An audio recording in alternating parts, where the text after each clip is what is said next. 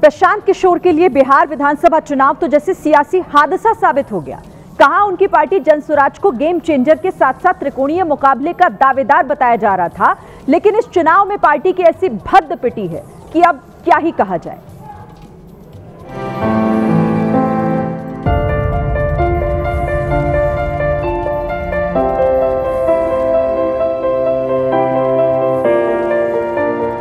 चुनाव प्रचार के समय प्रशांत किशोर की पार्टी की तुलना आम आदमी पार्टी से की जा रही थी।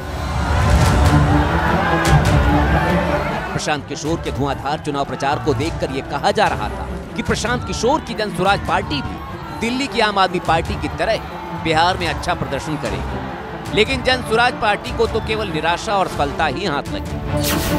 प्रशांत किशोर की जनसुराज पार्टी ने बिहार में 239 उम्मीदवार उतारे थे, लेकिन पार्टी एक भी सीट नहीं जीती। शुरुआती रुझानों में 4 सीटों पर लीड के बाद जनसुराज पार्टी पिछड़ती चली। पार्टी का वोट शेयर भी 3 से 4% से आगे नहीं बढ़ता दिखा। इस लिहाज से देखें तो आम आदमी पार्टी से जनसुराज की तुलना कहीं से भी बनती ठीक नहीं है। आम आदमी पार्टी ने साल 2013 में जब अपना पहला चुनाव लड़ा था, तब आपने 69 सीटों पर अपने उम्मीदवार उतारे थे और 28 सीटें जीती थी। आम आदमी पार्टी ने कांग्रेस के समर्थन से दिल्ली में सरकार तक बना ली थी, लेकिन जनसुराज पार्टी तो इस चुनाव में अपना खाता तक नहीं खोल सकी।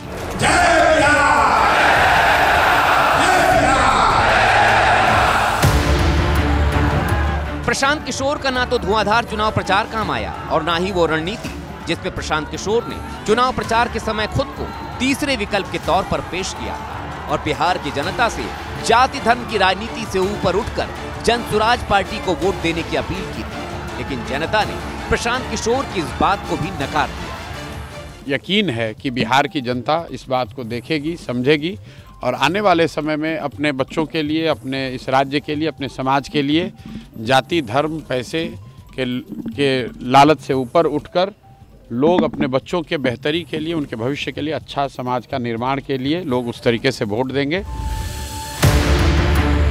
जानकार मानते हैं कि प्रशांत किशोर से कई ऐसी गलतियां हुई जिससे जनसुराज पार्टी का बुरा हाल हुआ। ब्राह्मण समुदाय से आने के बावजूद भी प्रशांत किशोर ने अपनी जाति छिपाई और जातीय आधारशिला को मजबूत नहीं किया। इसका खमियाजा पार्टी को उठाना पड़ा। इसके अलावा प्रशांत किशोर ने जिन उम्मीदवारों को मैदान में उतारा वो आदर्श तो हैं, लेकिन उनके पास जमीनी राजनीति का बिल्कुल अनुभव नहीं था, जिससे पार्टी को हार का मुंह देखना पड़ा। चुनाव में सभाचट होने के बाद पार्टी नेता कह रहे हैं कि आत्ममंथन करेंगे, लेकिन खुद प्रशांत किशोर के बड़बोलेपन ने उनकी मुश्किलें बढ़ा दी हैं। नतीजे आने से पहले प्रशांत किशोर ने दावा किया था कि इस चुनाव में जेडीयू की 25 से ज्यादा सीटें नहीं आएंगी। प्रशांत किशोर ने यहां तक कहा था अगर ये बात सच नहीं हुई तो वो राजनीति छोड़ देंगे। चिंता मत कीजिए, जैसे भाजपा को बंगाल में 100 सीट नहीं आया और हमको संन्यास नहीं लेना पड़ा, वैसे जदयू को बिहार में 25 सीट नहीं आएगा। लेकिन अब उनकी भविष्यवाणी गलत साबित हुई है तो विरोधी हमलावर है। वो तो कहीं जाता था तो बोलता था कि उसी ने माननीय प्रधानमंत्री जी को जिताया, कभी कहता था उसी ने ममता बनर्जी को जिताया, कभी स्टालिन को जिताता था। खुद आया है 98% स्थानों पर उसकी जमानत जब्त हो गई है। मैं पहले ही कहा था। सियासत में अक्सर देखा जाता है कि जोश में आकर नेता दावे तो कर देते हैं, लेकिन जब बात निभाने की बात आती है तो गोलमोल बातें करने लगते हैं।